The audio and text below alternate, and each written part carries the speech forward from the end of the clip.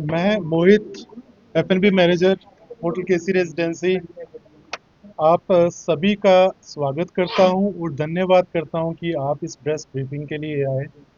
आज की इस प्रेस ब्रीफिंग का मुद्दा है एक थेफ्ट, चोरी, जो कि 22 नवंबर की रात को हमारा एक बैंक्वेट हॉल है रीगल पार्क, वहाँ पे हुई। जो कि कोई एक अननोन पर्सन था, वेरी वेल ड्रेस्ड, वो गेस्ट में शामिल हो गया, उस पूरी गैदरिंग में शामिल हो गया और चुपके से एक बैग जिसमें कि बहुत सारा, जो कि होस्ट ने क्लेम किया कि बहुत सारा कैश पड़ा हुआ था, ज्वेलरी पड़ी हुई थी एंड शगन पड़ा हुआ था, जो कि उन्होंने अपने एक मेड के पास रखा हुआ था, वो चुपके से वहां से लेकर के वो चला जाता है। Special thanks to SP south, SDPO south, SHO south, चौकी अफसर Greater Kailash and all the police team, जो कि इस मसले को सुलझाने में शामिल थी। बहुत ही अच्छा काम किया इन्होंने और बहुत ही कम समय में इस केस को सुलझा लिया।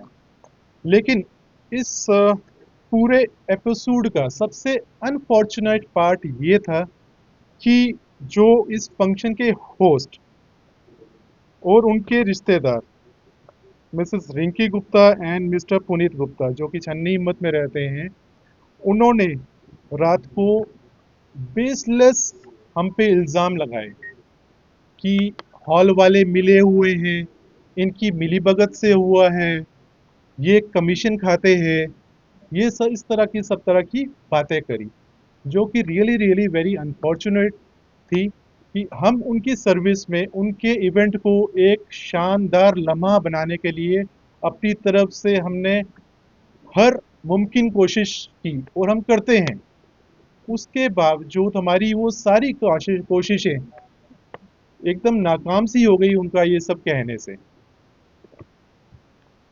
देखिए जी, ये जो बैग था, ये तो अब सब मसला खुल ही चुका है कि उनकी मेड के पास था, कोई छोटी सी चीज़ तो थी नहीं, it was a big suitcase, trolley bag जिसे कहते हैं, वो उन्हीं के पास था। उनके रिलेटिव्स आसपास थे, उनकी मेड आसपास थी, सब उन्हीं के लोग थे। उनके बीच में से एक आदमी उठा करके ले जाता है, जिनका उनको उस समय समय रहते पता नहीं चला, और जब वो गुम हो गया तो उसके बाद फिर सारे ब्लेम्स जो हैं वो हम पे आ गए। उन्होंने हमारे मैनेजर को कन्फाइन कर लिया उसके ऑफिस में, उससे गाली गलौज करी, उसका जो वहाँ पे सामान पड़ा हुआ था उसमें तोड़ फोड़ की है, प्रिंटर तोड़ दिया, वहाँ पे जो फर्नीचर था उसको इधर उधर फेंक दिया, थोड़ी बहुत क्रॉकरी पड़ी हुई थी उसको फेंक दिया। Instead of cooperating with us, हमारे साथ कोऑपरेट करने की बजाय या पुलिस के साथ करने की बजाय उन्होंने ये सब कुछ करना शुरू कर दिया, जिसने इस प्रोसेस को और हैम्पर किया। उन्होंने हम पे इल्ज़ाम लगाया कि हॉल में सीसीटीवी कैमरास नहीं है। हमारे सभी हॉल्स में एनफ सीसीटीवी कैमरास लगे हुए हैं, जिनसे, और मुझे लगता है कि ये भी एक बहुत ही मजबूत कड़ी बनी इस केस को क्रैक करने के लिए, कि जो रेफरेंस मिला उन्हीं सीसीटीवी कैमरा से मिला। इसके अलावा हमारे पास लॉकर फैसिलिटी अवेलेबल है हर हॉल में, कि अगर किसी गेस्ट का वैल्यूएबल सामान है तो वो आप हमारे पास छोड़ दें और जाते हुए ले लें। ठीक है, जो कि इस केस में नहीं हुआ। उसके बाद फिर हमें जो बोला गया कि ये लोग जो है फंक्शन खत्म होने पे पैसा ना देने पे रोक लेते हैं। ये तो हमें सबसे ज़्यादा हैरान करने वाली बात लगी, क्योंकि फंक्शन एक बहुत स्ट्रॉन्ग रेफरेंस से बुक हुआ था। तो ऐसी कोई बात नहीं थी कि अगर आप पैसे नहीं दोगे तो हम आपको जाने नहीं देंगे। तो मुझे लगता है कि ये भी उनकी बात बेसलेस थी। उसके बाद एक चीज़ मैं और स्पष्ट कर दूं, एज पर द गाइडलाइंस हम 2 लाख से ज़्यादा कैश लेते ही नहीं हैं। जो बाकी पेमेंट्स होती हैं ऑनलाइन ट्रांसफर से होती हैं, चेक के थ्रू होती हैं। तो उनका ये बोलना कि 12-13 लाख रुपया हमने इसलिए रुका था कि हम इनको रात को बिल जो है उसका क्लियर करके जाएंगे, नहीं तो ये हमें रोक लेंगे, दिस वाज अगेन बेसलेस।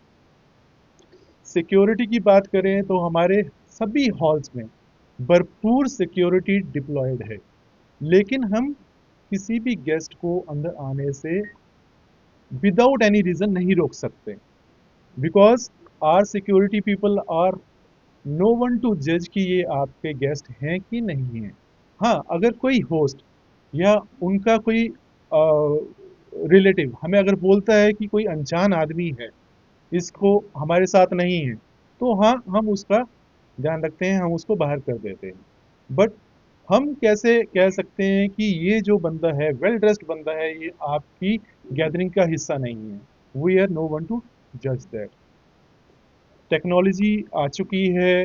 आप आजकल डिजिटल कार्ड्स आते हैं, फिजिकल कार्ड्स आते हैं, तो ये हम अपनी तरफ से लोगों को सजेस्ट करते हैं कि आप प्लीज़ डिजिटल कार्ड इशू करें अपने गेस्ट को जिनको आपने बुलाया है, ताकि जो एंट्री हो हॉल में किसी में भी, तो वो उस डिजिटल कार्ड के बेस पे हो। उससे फ़ायदा ये रहेगा कि जिस तरह की ये आपकी अभी इस फंक्शन में घटना हुई, उसको हम अवॉइड कर सकते हैं। इसके अलावा थोड़ा सा हमें, मैं ये कहना चाहूँगा इस ब्रीफिंग के माध्यम से, मैं ये एक सजेशन देना चाहता हूँ सभी को कि अगर आप हमारे पास फंक्शन कर रहे हैं तो कुछ चीज़ों का ध्यान रखें। जैसे कि हमारा स्टाफ तो वेल यूनिफॉर्म्ड होता है, दूर से देखने से ही पता चल जाता है कि हाँ ये हमारा स्टाफ है, सर्विंग स्टाफ है या दूसरे जो किचन वाला स्टाफ है, they are all uniform with proper badges, with ID cards. तो उनका अनजान होने का कोई मतलब ही नहीं है। हाँ, अगर आप कोई डीजे वाले हायर कर रहे हैं, फोटोग्राफर्स हायर कर रहे हैं, साउंड वाले हायर कर रहे हैं अपने फंक्शंस के लिए जो कि होस्ट के थ्रू हैं, तो मैं उनसे रिक्वेस्ट करना चाहता हूँ कि उनकी आइडेंटिटी और उनकी नाम हमें पहले से दे दें, ताकि इस तरह की घटनाओं को हम अवॉइड कर सकें। इसके बाद मैं आप सभी से भी ये हाथ जोड़ करके विनती करना चाहता हूँ कि प्लीज़, जैसा कि उस समय हुआ कि किसी भी घटना का बेसलेस जो है आर्ग्यूमेंट्स हो रही हैं, तो उसको इतना वायरल ना करें, जो कि एक किसी भी रेप्यूटेड ऑर्गेनाइजेशन की, जो उन्होंने पिछले इतने सालों से रेपुटेशन कमाई है, उसको मलाइन ना करें। जैसा कि इस केस में भी आपको दिखा होगा, एलिगेशंस कुछ लगी थी, लेकिन जब रिजल्ट आया, जब सब कुछ खुल गया, तो अब सब दूध का दूध और पानी का पानी हो चुका है। तो मैं आप सबसे फिर से यही विनती करूंगा कि प्लीज़ फ्यूचर में ऐसी घटनाओं को ज़्यादा तूल ना दें।